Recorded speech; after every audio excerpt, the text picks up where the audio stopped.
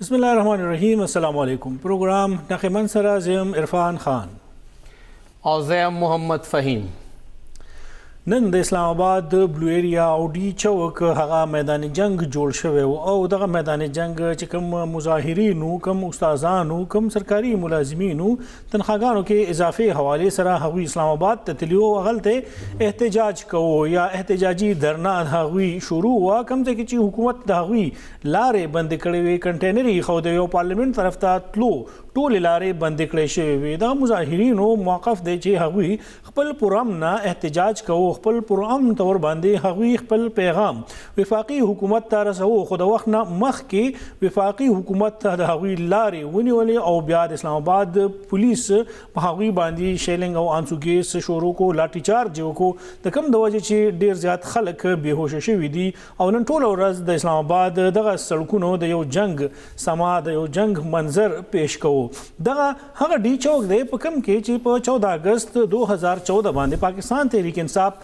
خپل دھرنا شروع کړله او یو سل شپږ ورځې پاکستان تحریک انصاف دغه ډي چوک کې ناستو چاته چې دغه وخت حکومت مسلم لیگ نون اجازت ورکړی او هغوی یو سل شپږ ورځې په دغه ډي چوک کې خپل احتجاجي دھرنا ورکړی و. نه په هغوی باندې لاټي چارج شوی او نه حکومت په هغه وخت په پاکستان تحریک انصاف باندې شیلنګ کړی. خو دا هم موږ کتلیو چې بیا د پاکستان تحریک انصاف خلک لاړل او هغوی په پارلیمنت باندې حمله وکړله، په سرکاري ټي وي باندې هغوی حمله وکړله او هلته د پارټۍ جنډې اوچتې کړلې. دغه تحریک انصاف چې د خپل حق غوښتو دپاره او چې کوم جمهوري حق د هغوی و هغې دپاره تیر وخت کې دوی راوتي وو. دغه د اسلام آباد سړکونو کې هغوی احتجاج کوو. همدغه شانتې ننني خلک چې کوم تلي وو هغوی هم څه مطالبات او څه غوښتنې وې خو حکومت دغه خلک خپلو غوښتنو ته پرې نه ښودل. او موږ وکتل چې په دغه مظاهرینو باندې کوم قسم سره تشدد وشو او د لاټي چارج او د پولیس انسوګیس شیلنګ څنګه طریقې سره استعمال وشو. فهیم صاحب ډیر زیات زړه خبره نه ده، شپږو کالو زړه خبره ده، اوو کالو زړه خبره ده چې کله تاسو خپل حق دپاره خلک هلته لاړل کېناستل، هغوی ته اجازت ورکړی شو او هغوی بیا هر ماښام به تقریرونه کېدل. چا هم په هغې کې رکاوټ نه و جوړ کړی، ټولې لارې هغې ته کولاو شوې وي. بیا دغه خلک چې هغوی خپل احتجاج دپاره تلل، یقینا چې کوم مطالبه ده هغه به د حکومت دپاره منل ډیر ګران کار وي. هغه به د حکومت په بجټ باندې ډیر زیات اثر پرې باسي، هغه به د حکومت په پنشن بجټ باندې ډیر زیات اثر پرې باسي چې کوم کیلکولیشنز شوي وي، کوم اعداد و شمار دي. خو آیا طریقه هم دغه په کار وه چې په هغې باندې انسوګیس استعمال شو، شیلنګ وشو. د دې نه مخکې مذاکرات ولې نه شوي د صوبې نه چې دا خلک تلل، نو په صوبایي سطح باندې حکومتي خلکو د دوی خبرې ته غوږ نیولی دی، هغه خلک د دوی سره ناست دي که نه هغه خلک چې نن لاړل د خپل حق دپاره هغوی غوښتنې کولې، د وخت نه مخکې لارې هم بندې شوې، انسوګیس هم رالې، گرفتاریانې هم وشوې، هر هغه کار وشو چې په تیرو وختونو کې کم تحریک انصاف د ټولو نه زیات د هغې غندنې کړي. عرفان صاحب څومره بوج به جوړ شوي دغه ملازمینو تنخواګانو حوالې سره د براډ شیټ چې څومره موږ جرمانه راغلې ده د هغې نه زیات خو به نه وي، هغې دپاره خو موږ تیار یو، هلته خو موږ اربونه روپۍ ورکوو. خو چې نواز شریف گیر شي هغه موږ پرې نه دو، زرداری گیر شي هغه رانه پاتې نه شي، هغې دپاره موږ اربونه روپۍ ورکوو. خو سرکاري ملازم که خپلې تنخواه کې اضافه غواړي هغې دپاره موږ تیار نه یو. ټیک ده، یو خاص حد پورې اضافه د هغوی حق جوړېږي، زیات نه دي ورکول پکار، خو چې څومره د حق جوړېږي هغه هم ورکوي که نه. تاسو کتل چې تیر 2.5 کالو کې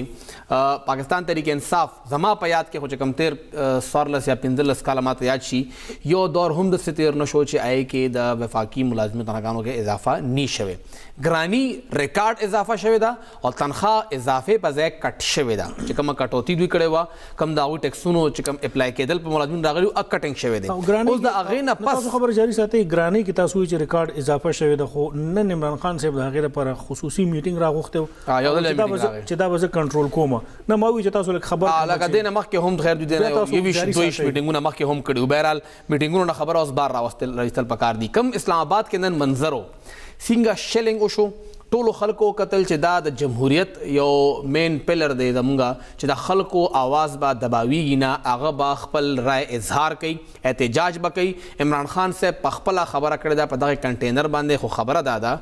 که عمران خان صاحب ناستی که نواز شریف صاحب ناست دی او که زرداری صاحب ناست دی. دا صرف مونږ ته مخې ته ښکاري. شاته فیصلې زمونږ بیوروکراسي اخلي، زمونږ اسټابلیشمنټ اخلي. دې وخت کې هم د بیوروکراسي دا خوښه وه چې دا خلک را نشي، دا کنټینر هغوی ولګولې او دا حکومت کم کس هم راشي، کم یو منسټر هم راشي، کم وزیر هم راشي، هغه مجبور دی چې بیا د هغې ډیفینس وکړي. دا چې کومې خلکو نن دا احتجاج کو،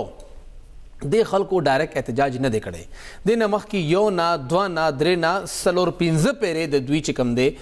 حکومت سره ملاقاتونه شوي دي، د هغوی مذاکرات شوي دي، خو هغې فیصله نه راوته. او چې کله دوی احتجاج دپاره اسلام آباد ته لانګ مارچ شروع کړ، راووتل خلک، نو بیا حکومت جلدبازۍ کې وایي چې موږ به 40% تنخواه سیوا کوو. 40% هغوی رضا شوي دي. سرکاري ملازم دا وخت ټلیفون حسنین صاحب دی، بالکل حسنین صاحب، محمد حسنین صاحب، دا غیر به را اخلو چې دوی ولې تللی وو او څه داسې وجوهاتو چې اسلام آباد طرف ته دوی تلو باندې مجبور شو. حسنین صاحب، تاسو ته پروګرام کې هر کله وایو پښتو بولو کیا کیا پښتو میں حسنین صاحب تاسو زمون کار درځي. ہلو، السلام علیکم حسنین صاحب. وعلیکم السلام سر، کیسے ہیں آپ؟ ٹھیک ٹھاک. آپ کو آواز آ رہی ہے؟ جی آواز آ رہی ہے. حسنین صاحب بتائیے گا کہ آپ کس محکمے کے سرکاری ملازم ہیں اور پھر اتنا بڑا اقدام اسلام آباد کی طرف احتجاج کرنے کے لیے پھر آپ لوگ ادھر پہنچ گئے، کیا ایسی مجبوری تھی کہ آپ لوگ اسلام آباد پہنچ گئے؟ سر ہم ہیں تو اسلام آباد کے فیڈرل ڈائریکٹریٹ آف ایجوکیشن وفاق کے ملازم ہیں. جی ہم وفاق کے ہی ملازم ہیں، اسلام آباد میں ہی نوکری کرتے ہیں. ہمارے محکمے کا نام ہے فیڈرل ڈائریکٹریٹ آف ایجوکیشن. تو حسنین صاحب احتجاج کیوں کر رہے ہیں؟ سڑک پہ کیوں نکلے ہیں اور پھر کنٹینر لگ گئے، شیلنگ ہو گئی، آنسو گیس چل گئی، آخر کیوں؟ سر جی یہ حکومت کا وعدہ تھا. آج ہم ان کو ان کا وعدہ یاد کرا رہے ہیں. انہوں نے کہا تھا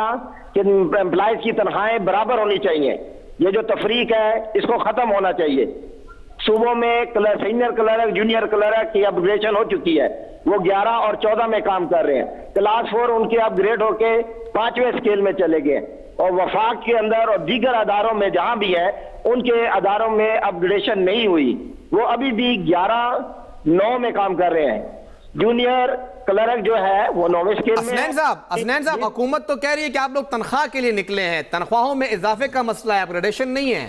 سر جی تنخواہوں میں انہوں نے خود کہا تھا کہ یہ تمام سرکاری اداروں میں یکساں نظام ہوگا، ایک جیسا ہوگا، برابری کی سطح پر ہوگا. تو اگر صوبوں میں جونیئر کلرک اور سینئر کلرک کے گریڈ، ہیڈ کلرک کے گریڈ 16 ہیں اور آپ کا سینئر کلرک ہے وہ 14ویں میں ہے، جونیئر کلرک آپ کا 11ویں میں ہے، تو وفاق میں کیوں نہیں ہونا چاہیے؟ تو حسنین صاحب یہ وعدہ آپ کے ساتھ کس نے کیا تھا، یا حکومت نے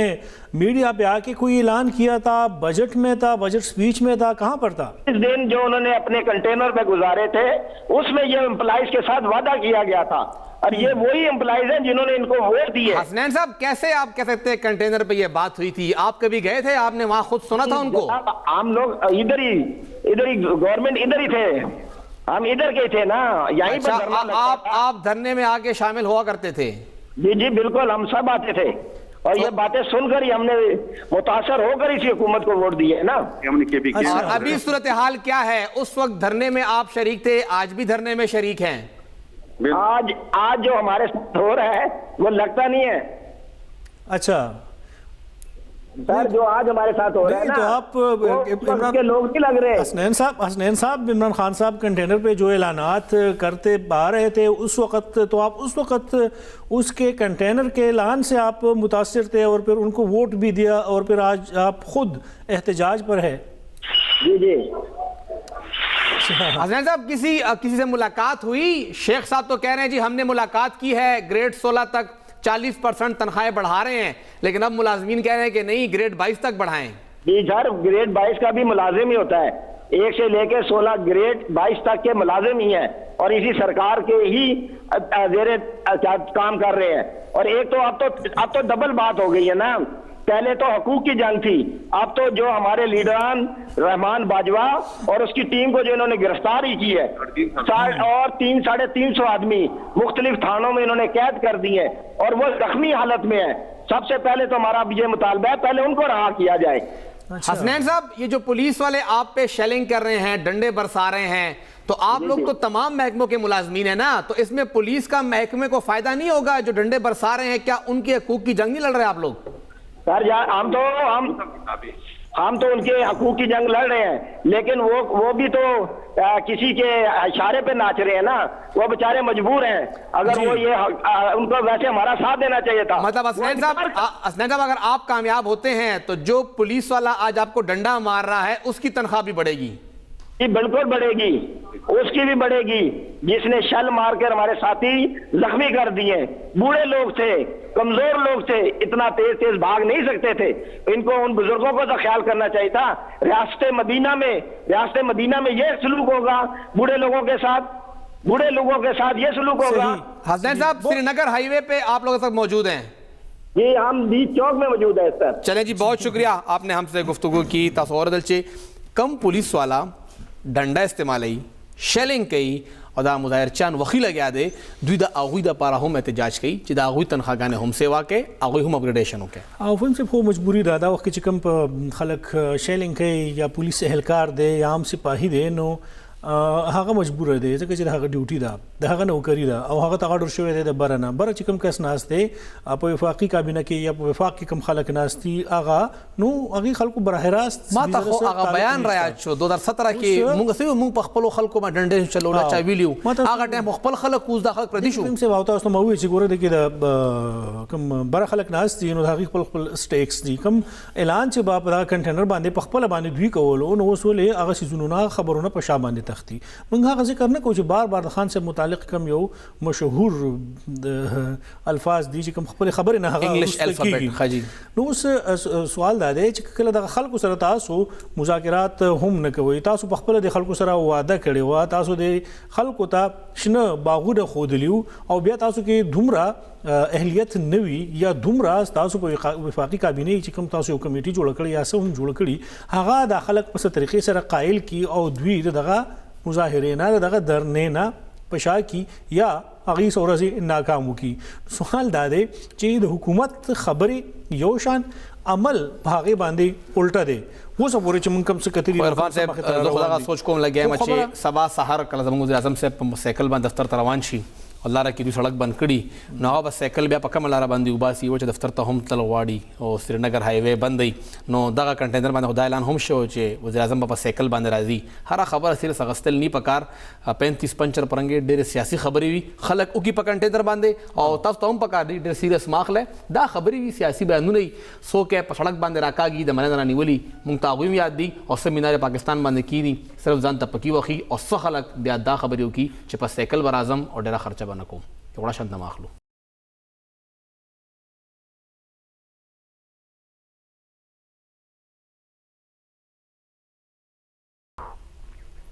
تاسو ته پروګرام کې یو ځل بیا هرکلی وایو او پرون چې کومه ویډیو ټوله پاکستانی میډیا باندې پرته وه هغه وه د خیبر پښتونخوا دغه 15 MPAs یا شپږم MPA پای کې هم شاملو چې هغوی پیسې اغستې یا پیسې ورکولې او نن هغې حوالې سره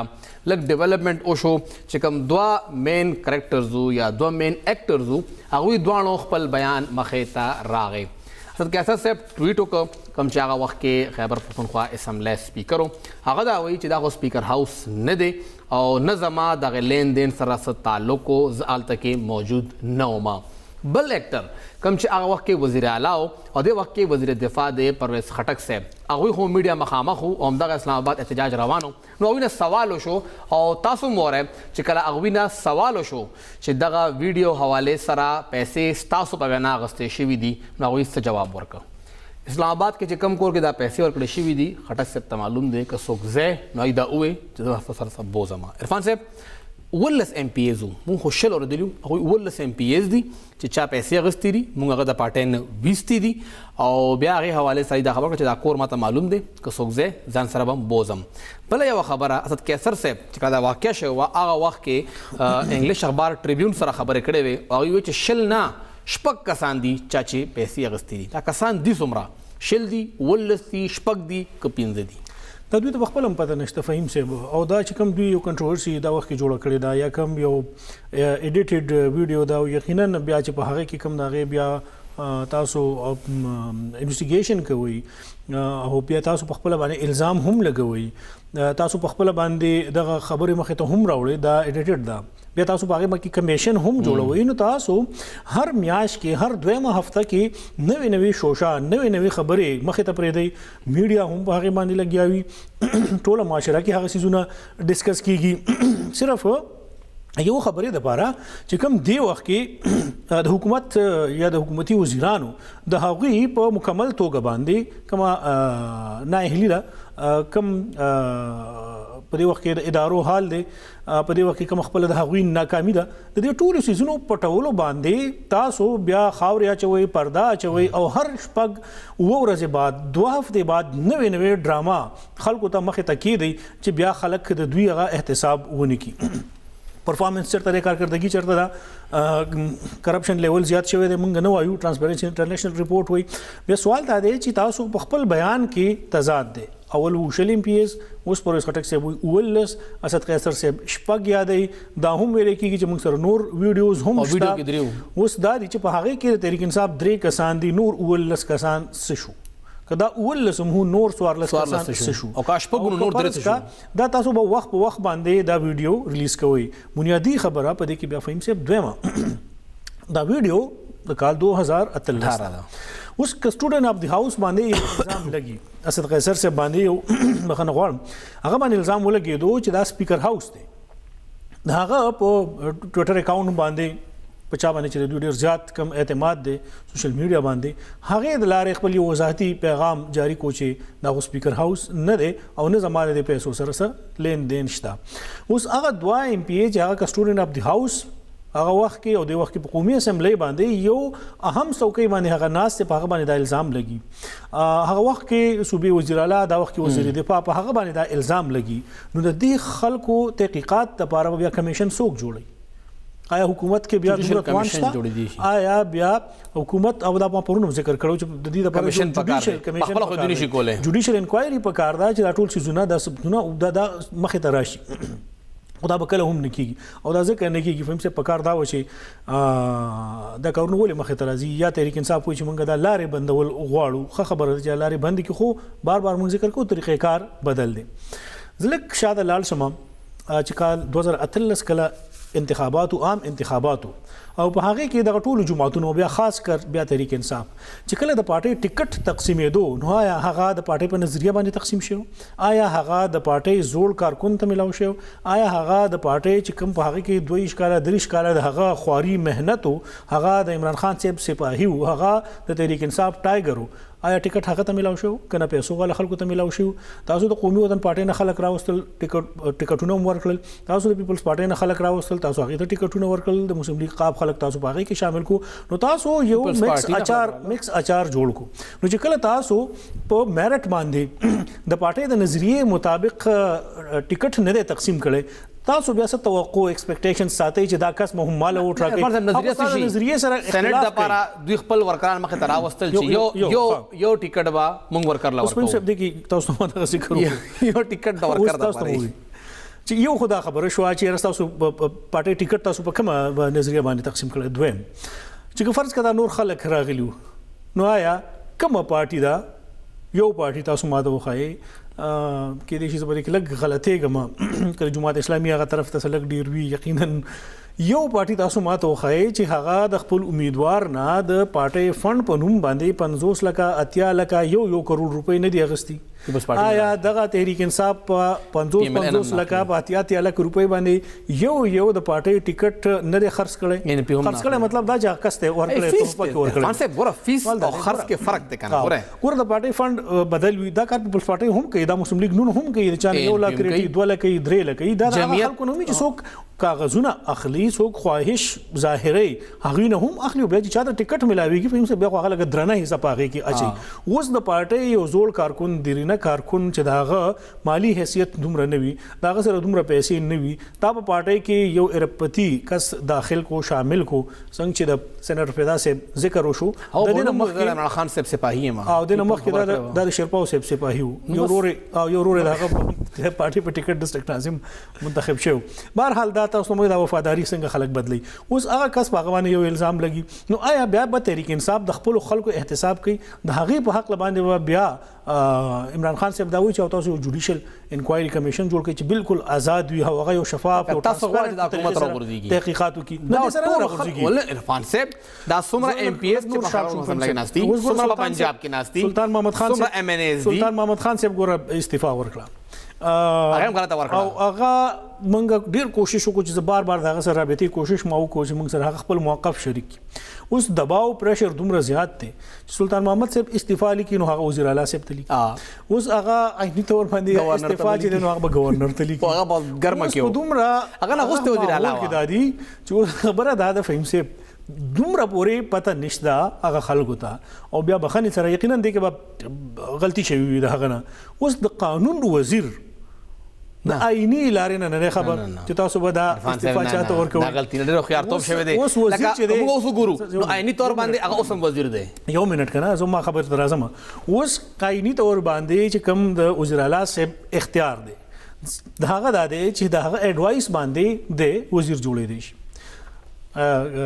گورنر صاحب دا غنه حلف اخلي گورنر صاحب او چې کوم استعفا د ورکړې دا نو دا به زی گورنر صاحب ته ترو دا بیا سی ام تلې شو هم گورنر ته او بیا اتھارټي هغه دا ایکسپټ کولو اب کوي اوس ټول طریقې کار ټول پروسس غلط دی فهم صاحب ما ته بیا بار هغه ریسایکل کیږي چې د آرمی ایکټ 1952 او بیا نوټیفیکیشن کیږي غلط کیږي بیا په بل ورځ بیا نوټیفیکیشن کیږي بیا هغه غلط وي په درې ورځ بیا نوټیفیکیشن کیږي نو هغه کوم څه لګ معاملې وي بیا معاملات سپریم کورټ ته ځي بیا خبره بار په نوټیفیکیشنز او په دې شیزونو باندې راځي او هغه ورځ هم قاضي انور صاحب ډېره ښه خبره وکړه چې زه نه پوهېږم چې دا وخت کې د حکومت سره کوم اډوایزرز دي کوم هغوی قانوني آئینی مشیر دي ماهرین دي هغه د څه قسمه رائے ورکوي نه هغه آئینی ماهر نه دی نور سنگ دغه صحیح کړه نور آئینی ماهر سنگ شهباز ګل صاحب دی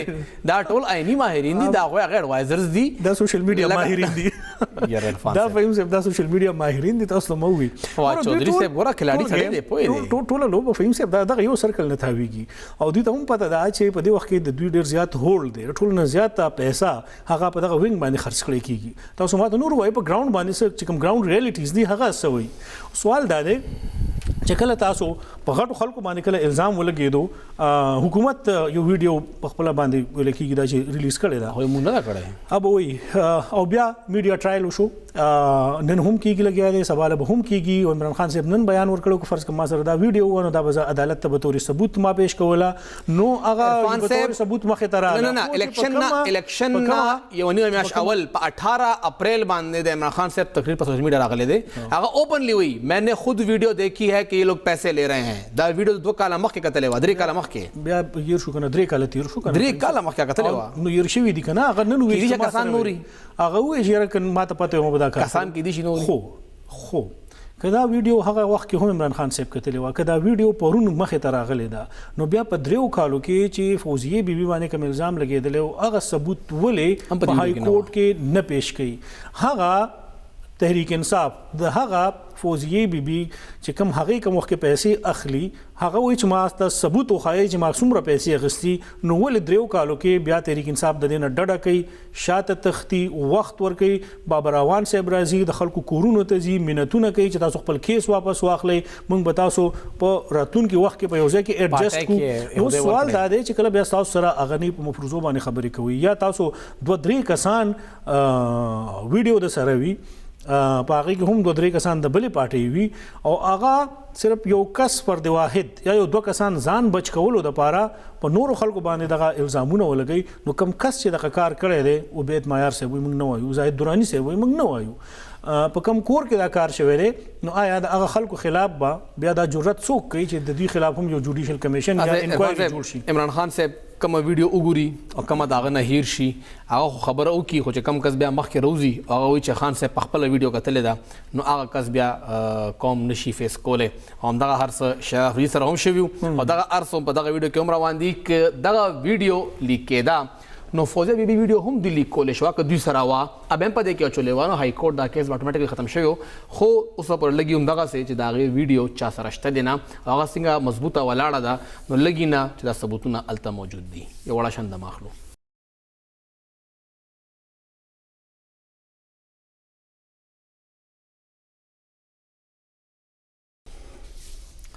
پروګرام کې بیا هر کله فهم سے د نائب ایگزیکټیو بورډ میټینګ نن شوی دی او یو ځل بیا موږ وکتل چې یو لوی فهرست راغی مخې ته موږ سره شیر شو کوم غوی د بورډ اجلاس د کاروایانو ته ګورو نو دغه 2 صفحو باندې مشتمل د غوی دا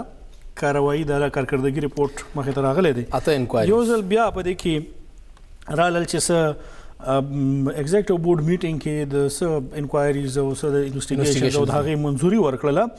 خبرې ډېرې زیاتې دي په دې کې د بلوچستان متعلق دي د سند متعلق دي خو موږ به پکې ذکر د خیبر پښتونخوا کوو زموږ دپاره مهم ځکه دی چې د خیبر پښتونخوا نه دا وخت کې هم وزیر دی هغه وخت کې هم وزیر خو هغه وخت کې د اطلاعاتو وزیر اوس د لیبر وزیر دی شوکت یوسفزئی صاحب خلاف هغه چې موږ انکوایري منظوري ورکړله کیس تفصیل په دې کې خو ما وکتو موږ ته ملاو نشو خو څه خبرې زموږ په علم کې شته او د وخت نه مخکې په هغې باندې موږ خبرې نه کوو داسې نه دا د ریډ په کیس باندې اثر انداز نه شي بالکل اوس یو په دې کې شوکت علي یوسفزئی صاحب دی دوی ورته لیکلي هم دي وزیر اطلاعات خیبر پښتونخوا چې کوم کیس کې به عمومي طور باندې هماغه دوی منشن کوي کړی دی بیا پکې ما کتل د خیبر پښتونخوا نورې محکمې دي چې په هغې کې آرکیالوجي ډپارټمنټ دی خیبر پښتونخوا د هغې افسران او اهلکاران محکمه اوقاف دی د هغې افسران اهلکاران او تیر وخت کې چې واټر اینڈ سینیټیشن سروسز پېښور WCSP هم جوړه شوې وه د هغې څه د افسرانو او د اهلکارانو خلاف تحقیقات معامله چې دی نو هغه د کاروایۍ دپاره چیف سیکرټري صاحب ته رالیږلې ده چیف سیکرټري خیبر او WSSP دا کیس اصل کې خیبر پښتونخوا حکومت دوی ته لیږلی چې تاسو یو کې موږ نه نه کېږي WSSP دا کیس که لږ موږ باندې خبره وکړو دا اصل کې هغه کیس و دا هغه فهم صاحب هغه فرینډلي میچ دوستانه ماحول کې چې کله خلک گیم کوي بال یو تپاس کوي بل تپاس کوي خو یو هم هغه ګول ته نه پرېږدي چې دا عرفان صاحب لاهور های کورټ کې یو کیس شوی و چې کوم زموږ سیول سروینټس دي هغې کې دا خبره وه چې آیا هغوی په دې کمپنیانو کې کار کولی شي یا نه او که کار کوي طریقې کار وسوي نو ډیپوټیشن باندې بالکل هغوی په ډیپوټیشن د لاړ شي ډیپوټیشن الاونس ته واخلي خو چې کله هغه فیصله خیبر پښتونخوا ته راله نو څنګه چې هلته خو خیر پنجاب حکومت ډېر خلک خوشحاله وو دلته هم بلا شي افسرانو چې هغوی د سرکار نه چوټي اخیستې وه او په دغې کمپنیانو کې ایز ا پرایویټ ایز ا مارکیټ امپلای په طور باندې دوی لکونو روپۍ تنخواګانې اخیستې نو هغه ایویلویټ شوې او تقریبا 8.9 کروړه روپۍ جوړې شوې چې د خلکو اضافي پیسې اخیستې دي د تنخواه لک یو نیم لک روپۍ جوړېږي سره ډیپوټیشن الاؤنس ورکا دی وای تنه شپږ لک اووه لک روپۍ تنخواهي لګیا دی چې کوم اضافي پیسې دي اته ریکور کې دا ورته های کورټ ویلیو بیا ورته محکمه بلدیات لیټر یې ولیکلې خبره بیا اخره کې دا راله چې یو هفته کې دننه جمع کا موږ به نیب ته ووایو نو دا الریډي نیب ته دا کیس محکمه بلدیات لیږلو او دوی واپس راولېږه چې په خپله وګوره چې په خپله یې ګوري نو تا ته ولې وایي او هغه افسران تاسو پته ده چې هغه افسران څوک دي او څومره مضبوط ناست دي هغوی په صرف پهله پېښور کمپنۍ کې وو بیا د نمردان کې سوات کې ټولو کې هغوی کار کوي لګیا دي او د خپل محکمې چوټي اخیستې را او که څه وایي نو ځان له کار ګوري بیا سرکار یا بیا چیف سیکرټري صاحب چې د خلکو خلاف یا څنګه به تاسو یو سړي ته 3 کروڑ روپۍ ورکړي په 3 کالو کې څنګه به تاسو د هغه نه 3 کروڑ روپۍ ریکوري کوئ چې تاسو کړي دي ځکه چې په هغه ټایم کې تاسو داسې څونه فاینل کړي نه وو د عدالت فیصله راغلی د حکم کې څوک نه ورکوي نو د هغه خلاف به بیا څه کوئ خو هم صاحب ډېر یو افسر د بورډ اجلاس کې یو ځان له پرولم بیا واغشته چې دما د پیسې ریګولرایز چې کوم سیول سروینټ رولز دي نو په هغه کې وخت سره هم ترمیمونو کول ډېر ضرورت دی خو هغه کې څوک ترمیم ته چا نه دي پرېښودي چې په دې کې ترمیم وکړي او هغه سیول سروینټ رول دا دی چې سیاسي خلک د هغوی د دوی سره څه کار دی یا پوهېږي نه زما خپل رایه ده کیدای شي زه غلط یم چې سیول سروسز دي یا دا دي مثال خبره سرکار یو ښه اقدام کړی دی اسې یو مثال کوو ضروري نه دی چې دا خبره یا دا د امپلیمنټ شي خو زه اسې یو مثال ورکوم تاسو به زما سره اختلاف ضرور کوئ نه تاسو زما دې خبرې سره اختلاف ضرور کوئ خو زه یو مثال ورکوم او دا مثال ډېر جنون دی ریفارم به څنګه راځي صوبایي حکومت یو ښه کار کړی ټول خیبر پښتونخوا ته صحت انصاف کارډ ورکړی ټولو ته دی په هغې کې دا نه شي چې دا ANP دی دا سرکاري افسر دی دا ډاکټر دی دا وکیل دی دا صحافي دی دا تفریق پکې نشته ټولو ته ورکړی او ښه ګام دی موږ بار بار ستایو چې یاره ډېر ښه کار حکومت کړی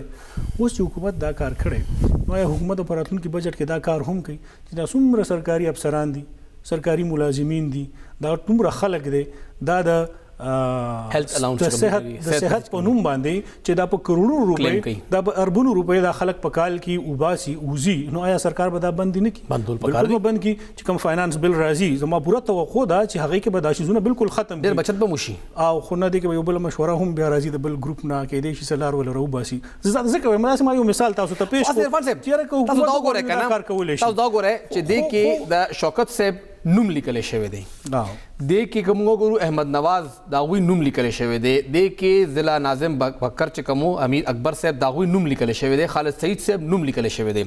خو د بیوروکریټس نوم هغوی د کې ایوارډ کړی دی کوم څومره وګورو لیکلی دی چولستان ډیولپمنٹ اتھارټي کې افسران او اهلکاران بیا وزیر مخکې نوم راغلی دی بیا مخکې راغلی دی ډپټي منیجر ایس ایس ټي ډیویژن سپکو سکر عہده شته نوم نشته دا اخر ولې مونږه د سیاسي خلکو دا ټوپۍ د اسمان ته اولو هغه شرمو خو د افسر خلاف بیا مونږ لاس راکاږو گزاره کوو هغه سره د هغه نوم لیکلو دپاره هم مونږ تیار نه یو او دا هغه نیب کوي لګیا دی کوم چې ځان ته ډېر زیات خود مختاره اداره وایي لګیا ده او مونږ امپارشل یو سیاسي خلکو بدنامي کوي خو د افسرانو نومونه هم نه لیکي او هغه افسران کوم چې ټولو نه زیاته ریکوري هم د هغوی نه شوې ده فهم صاحب څه کسانو نومونه پکې ضرور لیکل شوي دي او د څو کسانو لکه زه تاسو ته لیکم منتخب نمائندگان دي عرفان صاحب محمد انور ورک سابق ایډیشنل آئی جی پولیس هغوی نوم په دې کې باقاعده لیکل شوی دی امانت خان صاحب سابق وزیر آباشی په دې کې سابق چیئرمین رانا عبدالرؤف صاحب سابق چیئرمین بلوچستان ډیولپمنٹ اتھارټي علي ظهیر هزاره او دغه نومونه پکې باقاعده عرفان صاحب د ډیرو خلکو پکې نومونه نشته نو یا خو دوی نه ثنا الله ظهری صاحب نوم لیکل کیږي سابق وزیر اعلی دی یا خو او په نوم خیر فهم صاحب په نوم باندې کومه ډیر زیات فوکس کوو ګوره کې پی ټی افسران پکې شامل دي ارکاوی ډپارټمنټ شامل دی محکمه اوقاف شامل دی خو کې چا نوم نشته او خو زما خپل داري چې یو خدای دی زه طریقې کار سره زما بالکل اختلاف دی مونږ په دې باندې بیا ډسکشن کوو چې په کوم نمونه مخې ته راشي چې کله یو کس هم دی مثال خبره څوک هم دی سیاسي کس دی افیسر دی د هغه نوم تاسو ریلیز کوئ ولې ریلیز کوئ که فرض که تاسو سره داسې ایویډنس وي چې او په ده باندې دا ثابت دي دا ټول څیزونه ثابت شوي دي خو بیا ټیک ده که فرض کا یو کس باندې څه ثابت هم نه وي او د هغې نه مخکې د هغوی نومونه بیا تاسو ریلیز کوئ بیا دغه شانتې میډیا ټرایل د هغوی کیږي او دا نومونه مخې ته راځي نو دا طریقې کار هم ټیک نه دی اوس چې تاسو د یو شخصیت که هغه سیاسي دی که هغه بیوروکریټ دی د هغه د وخت نه مخکې تاسو تذلیل کوئ یعنی ثبوتونه نه وي مثال خبره یا داسې ډېر کیسونه راغلي چې اکثر نیب هغه ټول کیسز بند کړي هغه فایلونه بالکل بند کړي نو چې د کوم دغه شخصیت که هغه سیاسي دی که د هغه تاسو ماضي 40 کاله 40 کاله یا راتلونکي پورا پولیټیکل کیریئر ته نقصان ورسو یا یو بیوروکریټ دی که د هغه ماضي ډېره ښه هم تېره شوي په دغه وخت کې هم ټیکي او چا په بدنیتۍ باندې دا کار کړی راتلونکي وخت کې هغه ته یو منزل پروت وي تاسو د هغه ټولې لارې ونیولې که هغه مخکې ځي او اهمو څوکو باندې کینی نو تاسو هغه د وخت نه مخکې متنازعات جوړ کړو چې د خلاف خدا له کیسونه روان دي نو آیا بیا د نیب د دې اقدام خلاف با څوک کاروایی کوي آیا بیا د پرمنګ یو بلې اداره جوړو چې د خلکو هم سه احتساب وکړي یا د خلکو هم تاسو خدای کړه خیر یو شوکت صاحب وزیر اعلی خیبر پختونخوا شي یا ثنا الله ظهری صاحب چې کوم دی وزیر اعظم پاکستان شي نو خلک به دوی خلاف والډ نیب کې کاروایی روانه ده نو دا هغه بدنامي ده چې تاسو را بل کس خبره ایثاروي او مونږ قتل چې کله الیکشن کېده نو د پیښور ضلع ناظم حواله سره په ان ټایم باندې داغه نوم مخې ته راغی داغه ټیکټ کاغره ورکړی کېدم هغه پاتې شو هغه بیا مخکرانه بیا مونږ وکتل چې کوم وزیر بلدیات د پنجاب هغوی وزیر اعلی عہدې دپاره ډېر زیات موضوع نه په ان ټایم باندې د هغوی نوم مخې ته راوسته هغه گرفتاره که هغه بیا ډېره مددن نه پاتې شوی هغه هم مخکې وزیر اعلی جوړ نه شو نو دا ټولې لوبې چې دي دا هوایي نه کېږي عرفان صاحب هر څه پلانټډ وي طریقې سره کېږي او نوم کله د چا کله مخکې راوستل دي کله نیول دي ویډیو کله ریلیز کول دي او څوک پکې خول دي دا هر څه پوره پلانینګ سره کېږي او د ویډیو خبره که کېږي بیا به ټیک ټاک خبره هم پکاره چې مونږ وکړو هغه به هم وکړو خو دغه ویډیو فهم صاحب چې بیا کله په خلکو باندې لاس واچي او بیا ووایي چې موږ سره ثبوتونه دي نو بیا د هغه ویډیو هم جاري شي چې په دفتر کې هغه د خپلې عہدې غلط استعمال کوي هغه بیا هغه ویډیو ته ساده او هغه ته بیا څوک هم څه نه وایي دا نیب سره مکس کوي تاسو بل خبره کوي او بل مونږ ټیک ټاک خبره کوو او په ټیک ټاک باندې خبره کوو یو وړ شاندمه نه پس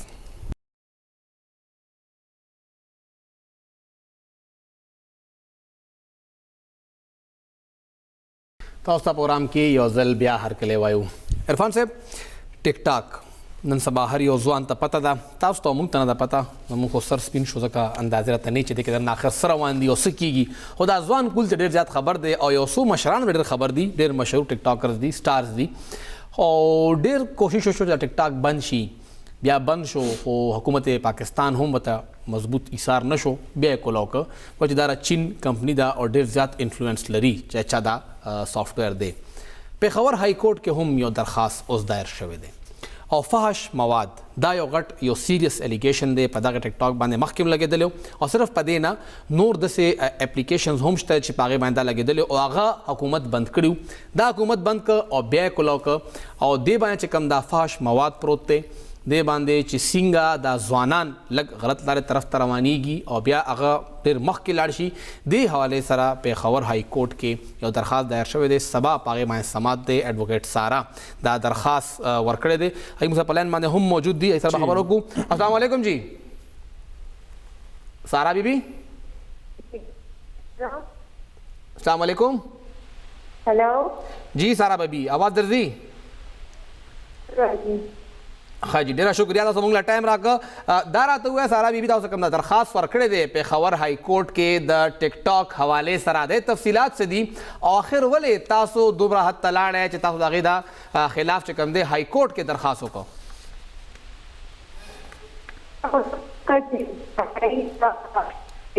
سارا بي تاسو آواز کټ کېږي لګیا دی، کوشش کوو تاسو سره دوباره رابطه وکړو. عرفان صاحب،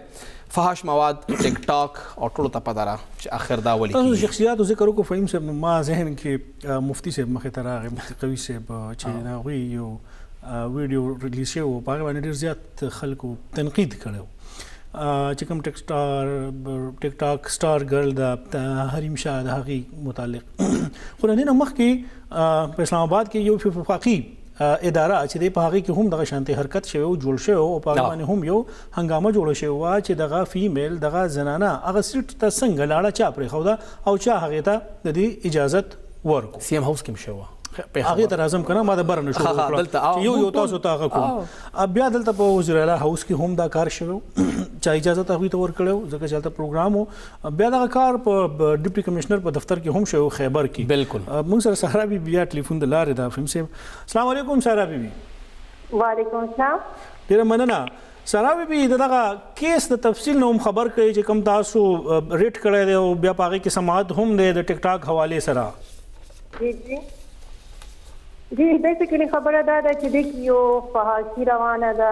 بې حیایي روانه ده چې کوم زموږ را روان جنریشن، زموږ را روان کوم نسل چې دی هغه تباهۍ ته روان دی.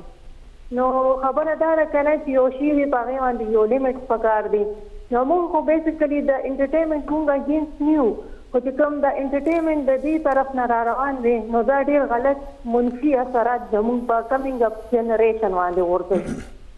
نو دې حوالې سره موږ پېښور های کورټ کې کیس دایر کړی دی، په هغې کې سبا انشاءالله سماعت دی. سارا بی بی دا تاسو کوم خبره کوي لګیا چې دې کې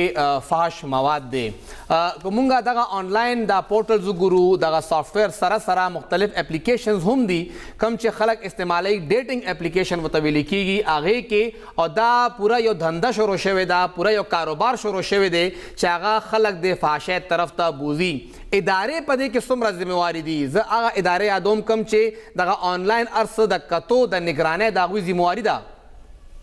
نو ګورې دې کې د ټولو نه غټه ذمهداري زموږ د حکومت ده. حکومت له پکار دي چې په دې باندې لیمیټیشن د حکومت نه علاوه بل څوک نشي لګولی. پکار ده چې حکومت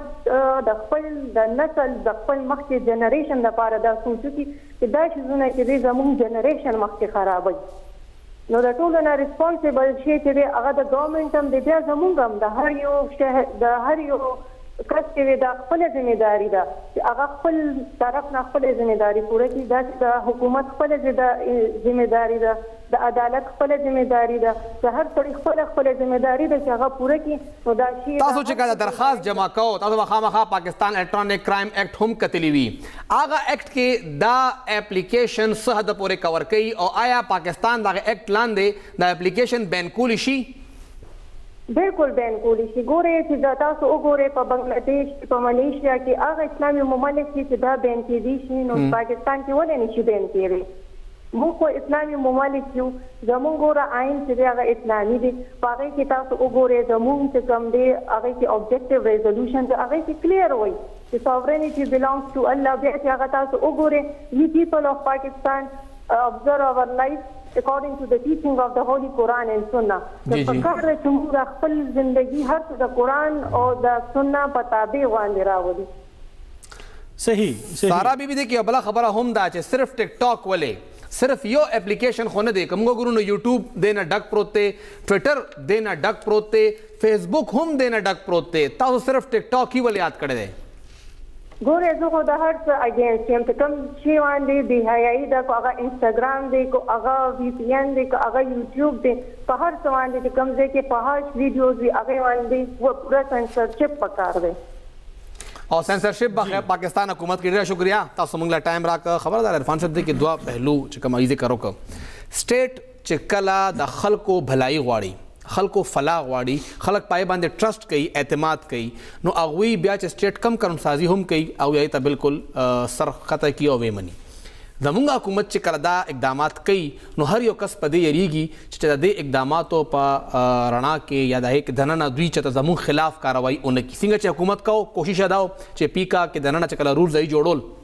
چې موږ څه کنټرول کوو، خو حکومت ته خلاف اپوزیشن یې ده چې زمونږ کسان باندې ولې کېږي. همدا کار وشو نون لیگ چې کله حکومت کې وه هغوی د پی ټی آی کسان اوچت کړو، زموږ مخامخ وو دغه پېښور کې ډینس کې د پی ټی آی آفس و پای باندې حمله شوې وه، هغې نه سامان اوچت کړو، هغې نه هارډ ډسک وړې وې. او چې کله پی ټی آی حکومت کې راله نو بیا د نون لیگ چې څومره هم اکټیویسټو د خلاف کاروايي کېده. زمونږ دا قوانین هم چې جوړیږي هغه د خلکو فلاح لپاره نه جوړیږي، سیاسي مقصد دپاره جوړیږي چې زه به کم ځای کې څومره فایده واخلم او دقه وجه ده چې خلک یریږي او د حکومت باندې هسې ټرسټ هم نه کوي چې زما حکومت زما دپاره قانون جوړوي که خپل ځان دپاره جوړوي. فهم صاحب دی کې بیا بنیادي کار راځي د پاکستان ټیلی کمیونیکیشن اتھارټي د ایف ای اے په هغې کې راځي یا دا شیزونه ټول په دې کې راځي. که فرض کړه دا ټول کارونه دا ټولې خبرې د عدلیې په ذریعه باندې د حکومت امپلیمنټ کوي او یا کوي نو بیا یې د ادارې بندي کوي، بیا د دې ادارو څه کار دی. او که دغه اداره خپل اهمیت یا د خپل صلاحیت او د خپل پاور نه د خپل طاقت نه یا د خپل قوت نه هغه نوی خبر او صرف هغه راځي سار شي ماښام شي یا مازیګر شي او خبره ختم شي لاړه شي او معاملات دغه طرف ته روان دي، نو آیا بیا دغه ادارې جوړولو مقصد څه دی؟ اوس ټیک دی په هغې کې موږ تاسو چې کوم د سکینډل ذکر کو تاسو حکومت نه دی کړی، نو هغې کې سوال دا دی چې د هر څه باوجود بیا دغه اداره ولې خاموش ده؟ هغه ادارې چې کوم بنیادي کار دی او چې کله بیا ډېر زیات دباو راشي خلکو فایدې کار نه کوي نو په کار هم نه ده چې دغه اداره دی چې هغه بیا د معاشرې بې رهروۍ جوړیږي، سبب جوړیږي،